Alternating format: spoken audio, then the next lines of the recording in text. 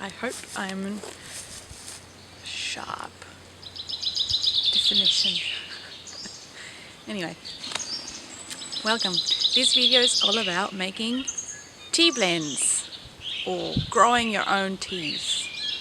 And what can I say? We have tried and tested a few ways of drying the tea, and we have a few things that grow really well in our land, which I'm going to show you around. The most important thing, and this is one of the permaculture principles, is that you harvest when you have an abundance of something, in this case tea. So it's about paying attention to the opportunities that the land brings you.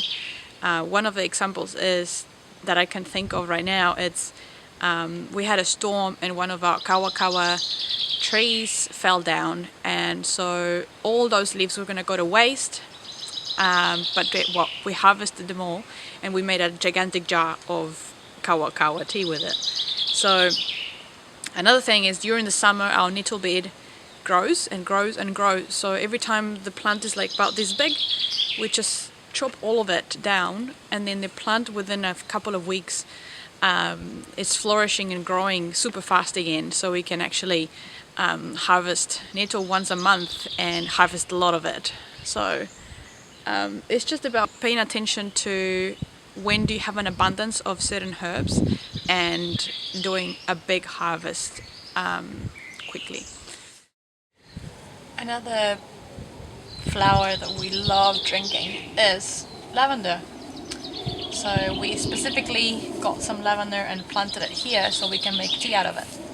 So far these shrubs are very small and they haven't produced a lot of flowers yet, but they're growing and we're getting there. So that's another good option, is finding the tea that you like and seeing how you can grow it at your house and make lots of it. This plant is Artemisa vulgaris, or common name Magwood, and this is one of the plants that we make tea from. And it has a very, very, very beautiful smell to it, and it's very resilient. It's almost like a weed, I will say, and sprays. It's kind of like bushy, and we plant it right next to the chicken coop because the chickens like it. Very intense, powerful, bitter plant with a lot of medicinal properties. This is our Melissa bush, lemon balm, and it grows very, very well here. Like, this is just kind of like a third of the size that it gets to in summer. And it's like the name says, it's lemon balm. It's very lemony, like citronelli kind of smell. Really, really yum. Lemon balm is good for depression. It's a sweet plant, and it's very relaxing too, so it's good for sleep.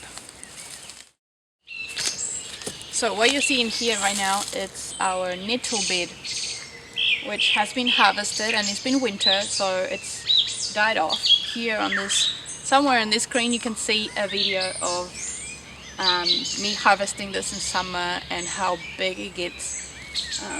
But this whole bed, it's going to become up to here, full of nettle soon. Stinging nettle, so gotta be careful to touch it.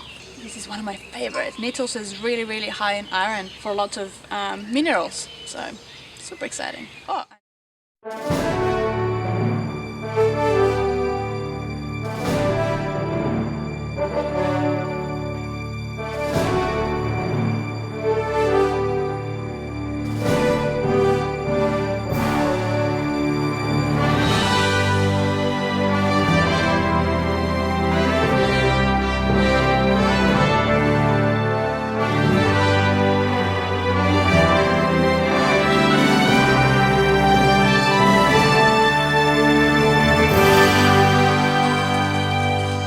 And we also have a few Kawakawa trees growing in the property. This one is a bit small, so I wouldn't be harvesting lots of it, but yeah, it's a beautiful, beautiful tree. Heart opening, they call it. Native to New Zealand. And you harvest the ones that have the holes because apparently they're the yummiest. That's why the insects eat it.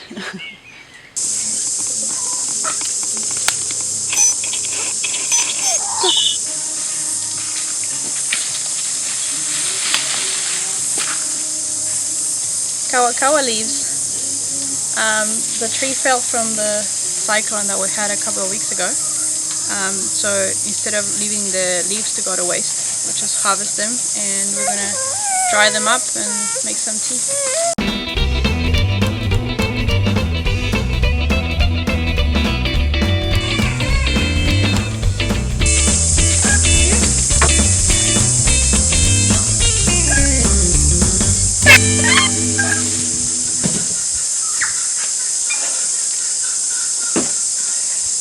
So as you can see, this is the Kawakawa leaves that we have been drying, and they don't look very crispy yet.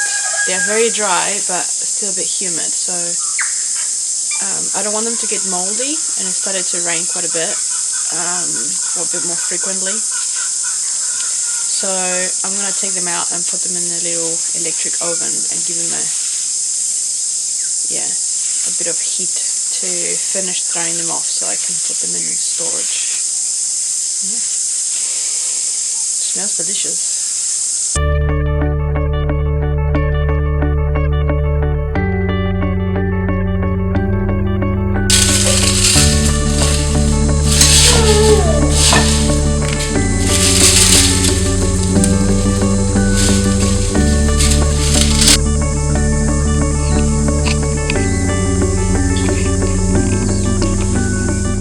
We also are growing mint at home. This is specific peppermint. There's so many types of different types of mint, but this one's our favorite.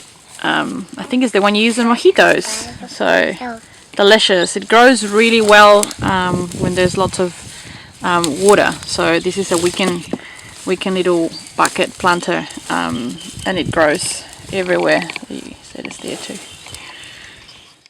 So welcome to this part of the tree, or this underplanting part of the tree. We have got Yarrow here, which is it's a bit of a ground covery sort of thing, and it's like super soft and spongy, and you can make tea out of this. I can't remember the exact properties of it, but it's something to do with like wounds, wound healing. But I actually just grow it mainly because it's beautiful, and the tea's kind of bitter. Yeah, it's a nice one. And this is a little video of the things that we make tea with, but we don't harvest and dry. We just kind of pick up on demand. That's rosemary. Rosemary tea is delicious, as well as sage tea, which I absolutely love, but we don't have sage growing here. We also make tea with nasturtium flowers and the leaves.